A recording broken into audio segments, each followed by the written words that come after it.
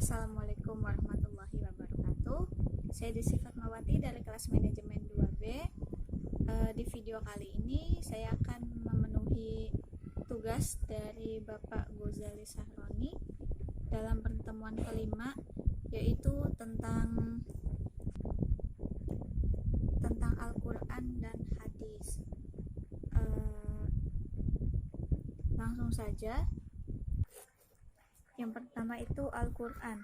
Al-Quran merupakan sumber ajaran Islam yang pertama.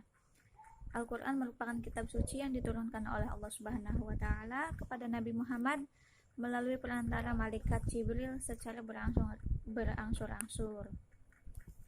Al-Quran terdiri dari 114 surat dan 6.666 ayat serta 30 juz. Wahyu yang pertama kali diturunkan yaitu dalam Quran surat Al-Alaq ayat 1-5. Diturunkan pada 17 Ramadan 41 Hijriah atau biasa kita mengenalnya dengan malam Lailatul Qadar, yang diturunkan di Gua Hiro.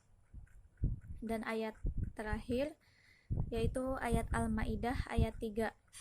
Saat itu Nabi Muhammad sedang wukuf di Arafah pada tanggal 9 Zulhijjah 63 Hijriah. Al-Quran dijadikan sebagai landasan nilai bagi umat Islam dalam menentukan hukum suatu tindakan, menunjukkan dan menuntunnya kepada jalan menuju tujuannya, dan menjelaskan tentang hakikat kehidupan manusia dalam hubungan dengan sesamanya, lingkungan, dan dengan Tuhannya. Hal yang perlu kita pelajari dari materi ini yaitu kita sering-sering baca Al-Quran sebagai salah satu ladang pahala, serta ayat-ayat Al-Quran pun menunjukkan bahwasannya apa dan bagaimana kita menjadi manusia agar tetap dalam jalan Allah Subhanahu wa Ta'ala dan tidak menyimpang dari hal-hal yang dilarang oleh Allah Subhanahu wa Ta'ala. Oke, selanjutnya yaitu Al-Hadis, sumber ajaran Islam kedua. Pengertian hadis sendiri yaitu hadis merupakan segala berita yang berasal dari Nabi Muhammad SAW yang berupa ucapan dan perbuatan. Menurut para ulama, hadis merupakan kedudukan kedua sebagai sumber hukum Islam setelah Al-Quran. Di dalam Al-Quran pun banyak sekali ayat-ayat yang menjelaskan bahwasanya hadis merupakan sumber ajaran Islam di samping Al-Quran. Contoh ayat tersebut salah satunya ada dalam Al-Quran surat Al-Hasyy ayat 7, yang artinya, apa yang diberikan oleh Rasul kepadamu, maka hendaklah kamu menerimanya, dan apa yang dilarangnya, maka bagimu hendaklah kamu meninggalkannya. Apa yang dilarangnya itu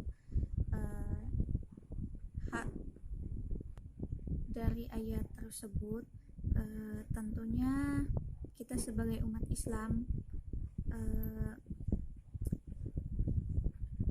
memahami dengan jelas bahwasanya hadis atau as-sunnah Nabi Muhammad merupakan sumber ajaran Islam yang kedua.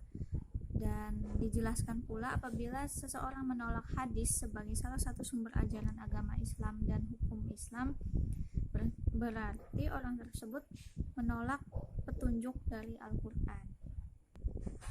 Kedua sumber tersebut yaitu Al-Quran dan hadis saling berhubungan dan merupakan satu kesatuan yang berasal dari Allah Subhanahu wa Ta'ala.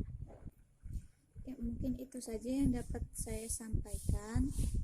Kurang lebihnya saya mohon maaf, dan semoga kita sebagai umat Islam selalu dalam lindungan Allah Subhanahu wa Ta'ala, dan jangan berhenti untuk terus membaca Al-Quran sebagai pedoman hidup kita, Al-Quran dan hadis. Ya, wabillahi taufiq wal hidayah. Wassalamualaikum warahmatullahi wabarakatuh.